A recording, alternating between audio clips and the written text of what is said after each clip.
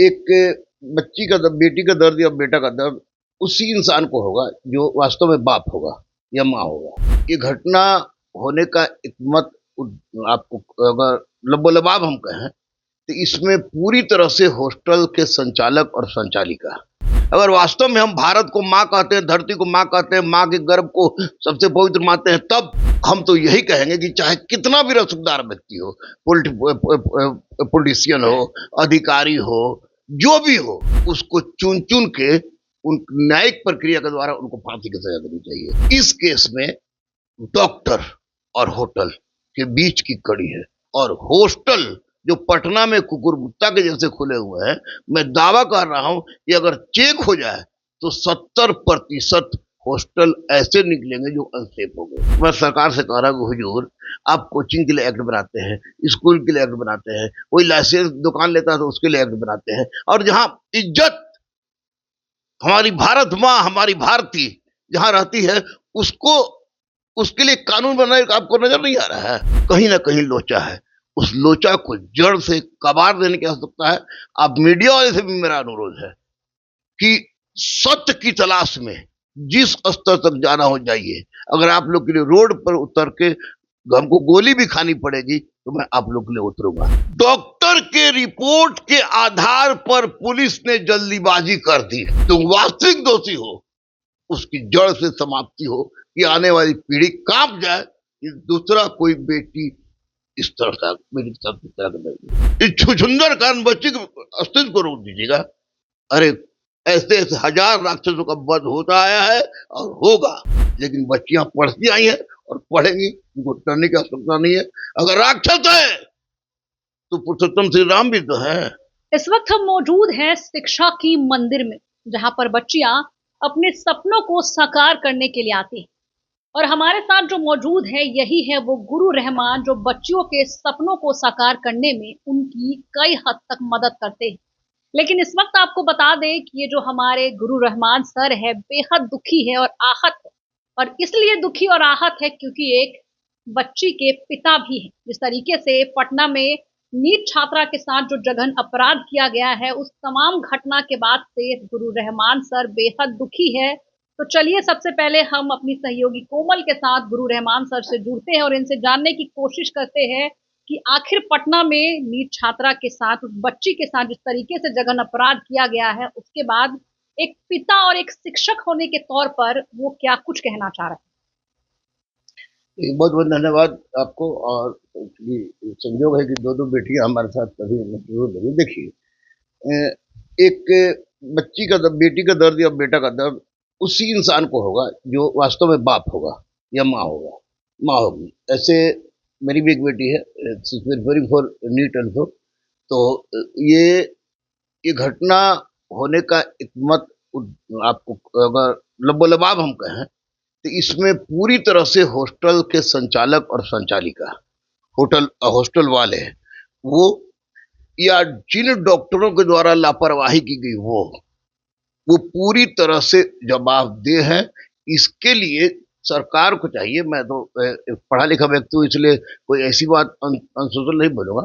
सरकार को चाहिए कि इस केस को, चाहे कोई भी व्यक्ति हो, अगर वास्तव में बेटी पढ़ाओ की बात आप चरितार्थ करना चाहते हैं, अगर वास्तव में हम भारत को माँ कहते हैं, धरती को माँ कहते हैं, माँ के गर्भ को सबसे पवित्र मानते हैं, तब हम तो यही कहेंगे कि चाहे कितना भी रसूखदार व्यक्ति हो, पॉलिटिशियन हो, अधिकारी हो, जो भी हो, उसको चुन चुन के उन न्यायिक प्रक्रिया के द्वारा उनको फांसी की सजा देनी चाहिए। क्योंकि जब तक फांसी नहीं होगी, यह इतना बड़ा अपराध हम देख रहे हैं, बहुत लंबे समय से पढ़ा रहे हैं, हम देख रहे हैं बहुत सारे हॉस्टल के बारे में सुना करते थे, यहाँ पर गाड़ी भी लगती है, ये लगती है, वो लगती है, लेकिन इस तरह की घटना आज तक हम लोग ने नहीं देखी थी कि 17 बरस 4 महीने की बच्ची के साथ इस तरह का हो जाएगा। इस समय हमें एक बाप भी है, तो निश्चित रूप से डर तो हर महीने से हो रही कि मेरे पास भी छोटी छोटी बच्चियां आती हैं, पढ़ने भी आती हैं, मेरी खुद की एक छोटी बेटी है। तो वैसी परिस्थिति में डर तो हम एक गार्जियन को के रूप में, एक बाप के रूप में भी लग रहा है, एक शिक्षक के रूप में भी लग रहा है। और जैसा फील मैं कर रहा हूँ वैसा ही फील मैं इस जहानाबाद की बेटी का के बाप और माँ के हिसाब से मैं फील कर रहा हूँ कि उन पर क्या गुजरती होगी। तो ये इतना बड़ा कुकृत्य का एक ही उपाय है कि पुलिस प्रशासन, माननीय गृह मंत्री, माननीय मुख्यमंत्री, हमारे राज्य के डीजीपी महोदय, हमारे पटना के एसएसपी, दोनों को मैं जानता हूं व्यक्तिगत रूप से, दोनों पर मैं दावे के साथ कह सकता हूं कि ड्राई ऑनेस्ट है। ये मैं बजरंगबली के मेरे इष्ट देव उनके सामने मैं कह रहा हूं। इस केस में डॉक्टर और होटल के बीच की कड़ी है, उस कड़ी को तलाश करके किसी भी परिस्थिति में इसको बुरी तरह सरकार लगी हुई है। हमारे 10,000 लोग हमारे स्टेट पुलिस विभाग में है, सिपाही है, दरोगा है, डीएसपी है, आईपीएस है। मुझे दोस्त है मेरे, पता चल रहा है कि क्या हो रहा है और किस स्तर तक पुलिस का बचाव कदापि नहीं कर रहा हूं। अगर पुलिस की इसमें गलती होती तो मैं चिल्लाता भी हूं पुलिस की, इसके बावजूद कि हमने हजारों को बनाया है। लेकिन चूंकि इसमें क्या हो रहा है इसकी जानकारी हमको पता चल रही है, और निश्चित रूप से एक बहुत बड़ा भंडाफोड़ होगा। और हॉस्टल जो पटना में कुकुरमुत्ता के जैसे खुले हुए हैं, मैं दावा कर रहा हूं कि अगर चेक हो जाए तो 70% हॉस्टल ऐसे निकलेंगे जो अनसेफ हो गए।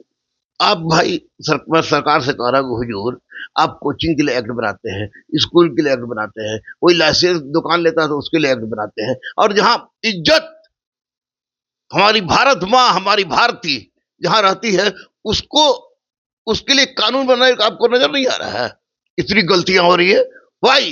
क्यों मुसल्लफपुर में 8th मरीज मिल रहा है? क्यों हॉस्टल में इस तरह घटना हो रही है? क्यों एक बेचारी बच्ची माँ बाप खोल देता है? क्यों खोल देता है? कहीं ना कहीं लोचा है। उस लोचा को जड़ से कबाड़ देने की आवश्यकता है। अब मीडिया वाले से भी मेरा अनुरोध है कि सत्य की तलाश में जिस स्तर तक जाना हो जाइए। अगर आप लोग के लिए रोड पर उतर के हमको गोली भी खानी पड़ेगी तो मैं आप लोग के लिए उतरूंगा, क्योंकि आप लोग चौथे स्तंभ हैं, और चौथे स्तंभ जब अपने औकात पाए जाए तो व्यवस्था हिल जाती है।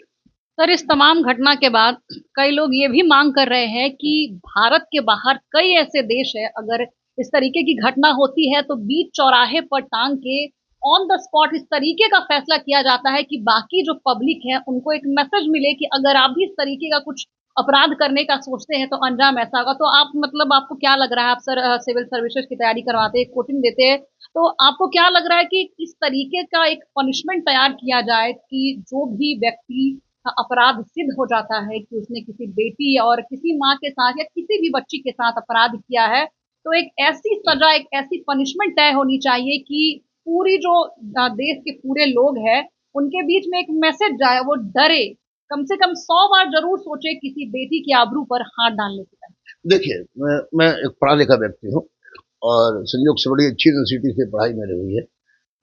तो एक बात आपको बता दूं कि हम लोग लोकतांत्रिक देश है। किसी को आधा जमीन में गाड़ के पत्थर से मारने की परंपरा हमारे यहाँ नहीं है। लेकिन सर अगर सुन लीजिए मेरी बात, सुन लीजिए। लेकिन हमारी कानून प्रक्रिया ऐसी है कि इस तरह के दोषी को, तो पासपोर्ट को सब आ गया है, इस तरह के दोषी को फांसी की सजा होनी चाहिए।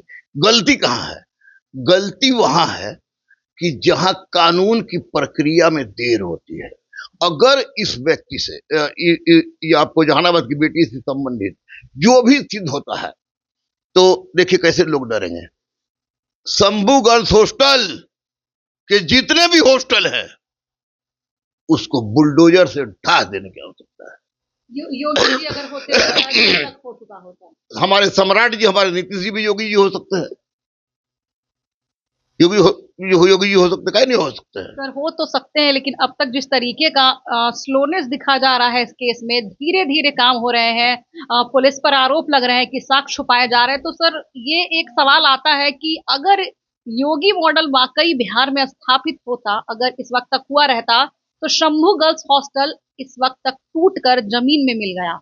नहीं नहीं, देखिए फिर आप लोग मीडिया वाली बात बोल रहे हैं। हम स्पष्ट बता रहे हैं कि बिहार में हम लोग माननीय आदित्यनाथ योगी की तलाश करें तो गलत होगा, लेकिन बिहार में माननीय आदित्यनाथ योगी जैसे व्यक्ति की तलाश करें तो सही होगा। लेकिन सर तो हमारे जो सम्राट चौधरी है या हमारे नीतीश कुमार है, मैं किसी पार्टी के प्राथमिक सदस्य भी नहीं हूँ, ना उन लोग से कुछ लेना देना हमको है, लेकिन मैं ये लोग कह रहा हूँ कि ये लोग भी उस वैसा रूप अपना सकते हैं। और सुन लीजिए, लोकतंत्र की एक सबसे बड़ी विशेषता भी है कि अगर लोकतंत्र को लगातार कुचलते रहिएगा ना, तो लोकतंत्र आपको अपनी बात को मनवा लेने की बाध्य कभी कर देती है। यही पब्लिक है जो बाध्य कर देगी सरकार को कि इस तरह के व्यक्ति को सजा दीजिए। बुलडोजर चलना चाहिए इनके सारे हॉस्टल्स पर, जो भी से संलिप्त है। अगर डॉक्टर संलिप्त है तो अस्पताल पर और उनकी डिग्री छीन लेनी चाहिए, और फास्ट कोर्ट का गठन करके येन केन प्रकारेण धनंजय चटर्जी से इनको फांसी पर लटका दें। ये देशद्रोही है, आतंकवादी है, भक्षक है, राक्षस है, इनको मार देना चाहिए। क्योंकि कुत्ता काटे तो कुत्ता काटना नहीं चाहिए, कुत्ता को मार देना चाहिए। सर, आपने अभी ये कहा कि पुलिस प्रशासन आप जानते हैं कि अच्छे से काम करती है, लेकिन इस मामले में अगर देखा जाए तो पुलिस प्रशासन ने काफी देरी भी की है। कई लोग ये आरोप लगा रहे हैं कि पुलिस प्रशासन खुद इस मामले में मिली है क्योंकि उनको पैसे खिलाए गए हैं। देखिए, एक बात सुन लीजिए, अब स्पष्ट रूप से लोगों की नजरिया होता है। लोग एक किसी भी तरह के नजरिया पे बोल रहे पुलिस वाला चोर होगा ही, फलाना चोर होगा ही। मैं ये नहीं कह रहा हूं कि पुलिस वाले गलत नहीं होते हैं, पुलिस वाले खूब गलत होते हैं, लेकिन मैं कह रहा हूं कि मैं एसएसपी और डीजीपी को व्यक्तिगत रूप से जानता हूं। जानना अपराध नहीं न है, तो जब व्यक्तिगत रूप से जानता हूं तो ये जानता हूं कि दोनों पागलपन के हद तक ईमानदार है। और जो बच्चा पटना का एसएसपी है वो पागलपन के हद तक ईमानदार है, तो इस मामले में गलत काम कर सकता है? नहीं। डॉक्टर के रिपोर्ट के आधार पर पुलिस ने जल्दीबाजी कर दी, यहां पुलिस का फॉल्ट है। इस मामला इतना बड़ा जाएगा नहीं पता था। डॉक्टर ने रिपोर्ट दिया, there is no sign of rape, किसी तरह का कोई नहीं है, एक्सटर्नल रिपोर्ट था। उसी रिपोर्ट को सीनियर एसपी या एएसपी ने पढ़ दिया। अब जब रिपोर्ट पीएमसीएच से आया है, तो अब कौन दोषी कौन दोषी कौन दोषी से ज्यादा जरूरी है कि तुम वास्तविक दोषी हो, उसकी जड़ से समाप्ति हो, कि आने वाली पीढ़ी कांप जाए कि दूसरा कोई बेटी इस तरह का मेरी साथ इस तरह का नहीं। सर, आप एक शिक्षक हैं, तो अब कई महिलाएं भी, कई माँ भी ये कह रही हैं कि अब वो अपनी बेटी को पढ़ने नहीं भेजना चाहती है। छोटी छोटी बच्ची भी अब इस मामले के बाद ये कह रही है कि उनकी शादी हो जाए वो ठीक है, लेकिन उनको पढ़ना नहीं है क्योंकि बिहार में अब बेटी सुरक्षित नहीं रह गई है। नहीं नहीं, देखिए, डर जाने से तो निश्चित रूप से डर हावी होगा। आप लोग दोनों बेटी ही हैं, और आप लोग समाज के चौथे स्तंभ को संभालने के लिए आप इंटरव्यू लेना बहुत टफ काम है, और वो भी पकड़ाया हुआ टीचर से, तो जो समाज को देखे हुआ है। बेटी की माँ को डरने की जरूरत नहीं है, बेटियों को भी डरने की जरूरत नहीं है। होशियार रहने की जरूरत है, सजग रहने की जरूरत है, क्योंकि हॉस्टल में सीनियर लड़की जो इस तरह के कार्यों में लिप्त होती है, वे छोटे छोटे बच्चियों का माइंड वॉश करती है। सुनिए ना, छोटे छोटे बच्चों का माइंड वॉश करती है। उन बच्चियों को इस दिमाग में रखना है कि नहीं, मेरा बाप और मेरी माँ जो कह रही है वही सच है। हम 200 रुपए का चप्पल पहन रहे हैं, ठीक है, हम 500 रुपए का सूट पहन रहे हैं, ठीक है, हमारे पास लैपटॉप नहीं है, मेरे पास टूटा हुआ मोबाइल है, ठीक है, लेकिन किसी के बहकावे में नहीं आना है, नहीं आना है। अगर ऐसा कर देती है तो दुर्गा, लक्ष्मी और सरस्वती तो इस बच्चे न रही है, बच्ची को रोक देना इन चंद हिजड़ों के कारण, इस छुछुंदर कारण बच्ची के अस्तित्व को रोक दीजिएगा। अरे, ऐसे ऐसे हजार राक्षसों का वध होता आया है और होगा, लेकिन बच्चियां पढ़ती आई हैं और पढ़ेंगी, उनको डरने की आवश्यकता नहीं है। अगर राक्षस है तो पुरुषोत्तम श्री राम भी तो है। आपने बहुत अच्छी बातें कही कि बच्चियों को थोड़ा माइंड मेकअप करके रखना पड़ेगा कि आप किसी के बहकावे में ना आए, आपकी जितनी आपके पेरेंट्स की आमदनी है उसके हिसाब से काम करे, बहकावे में ना आए। लेकिन सर, अभी आपने हाल ही में सुना होगा कि एक 4 साल की छोटी बच्ची के साथ जघन्य अपराध हुआ है, तो सर उस बच्ची को हम क्या सिखाएंगे कि तुम किस तरीके से रहो तो तुम दरिंदों से बच सकोगी? इन दरिंदों से, जैसे छोटी बच्ची से, 2 साल की बच्ची से, 2.5 साल की बच्ची से, 5 साल की बच्ची से, 11 साल की बच्ची से रेप होता है, गैंग रेप होता है। इसमें समझाने की जरूरत नहीं है, इसमें सीधे फास्ट टेक्नोलॉजी के द्वारा विद इन मंथ फांसी देने की आवश्यकता है। क्योंकि इतना टफ कानून अगर नहीं बनेगा तो इस तरह के हैवान होते रहेंगे। कलयुग चल रहा है, इन हैवान को मारने के लिए अब पूरी तरह से ऑफेंसिव होना पड़ेगा, प्रशासन को भी और सरकार को भी।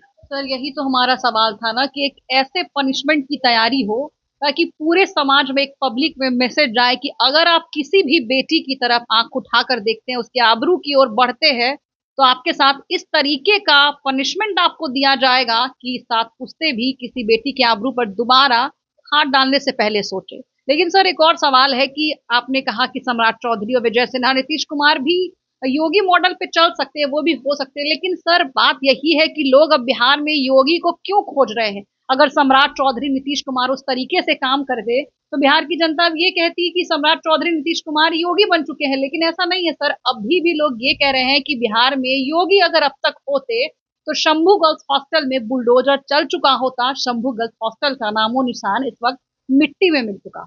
यानी आप कहना ये ना चाह रहे कि बच्चा पैदा होने के पहले उसका नाम रख देना चाहिए?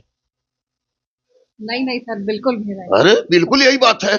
अभी एसआईटी जांच कर रही है। इस जांच में शंभू गर्ल्स हॉस्टल, कितने गर्ल्स हॉस्टल करीब के आएंगे में, अगर सामने कसबवा को क्यों जिंदा पोसा गया,